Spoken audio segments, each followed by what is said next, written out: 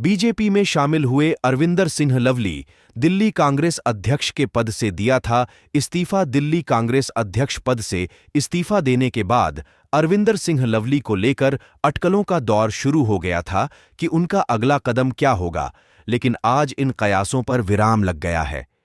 दरअसल अरविंदर सिंह लवली आज बीजेपी में शामिल हो गए हैं। दिल्ली कांग्रेस अध्यक्ष पद से इस्तीफा देने के बाद अरविंदर सिंह लवली को लेकर अटकलों का दौर शुरू हो गया था कि उनका अगला कदम क्या होगा, लेकिन आज इन कयासों पर विराम लग गया है। दरअसल अरविंदर सिंह लवली आज बीजेपी में शामिल हो गए हैं।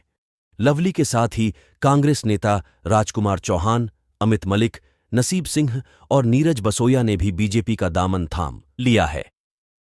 अरविंदर सिंह लवली केंद्रीय मंत्री हरदीप सिंह पुरी, दिल्ली भाजपा अध्यक्ष वीरेंद्र सचदेवा और पार्टी के राष्ट्रीय महासचिव विनोद तावड़े की मौजूदगी में भाजपा में शामिल हुए।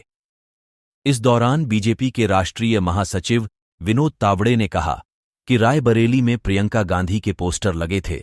कांग्रेस कार्यकर्ता चाहते थे कि प्रियंका गांधी रायबरेली से चुनाव लड़ें, लेकिन राहुल गांधी आए और उन्होंने रायबरेली से नामांकन दाखिल किया।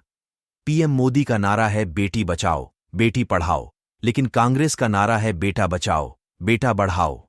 इस तरह की राजनीति से तंग आकर अरविंदर एस लवली भाजपा में शामिल हो गए हैं।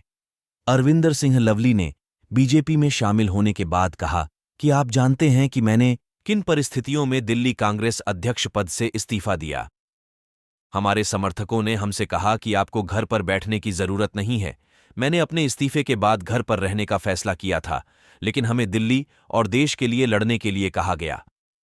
लवली ने कांग्रेस अध्यक्ष मल्लिकार्जुन खड़गे को भेजे गए अपने इस्तीफे में कहा था वो खुद को अपाहिज महसूस कर रहे थे, क्योंकि दिल्ली के वरिष्ठ नेताओं द्वारा लिए गए सभी सर्वसम्मत निर्णयों को दीपक बाबरिया द्वारा एकतरफा वीटो कर दिया गया था।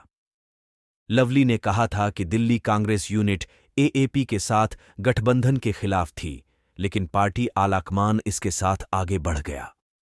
अरविंदर सिंह लवली ने प्रदेश प्रभारी दीपक बाबरिया और उम्मीदवार उदित राज कन्हैया कुमार पर गंभीर आरोप लगाए थे।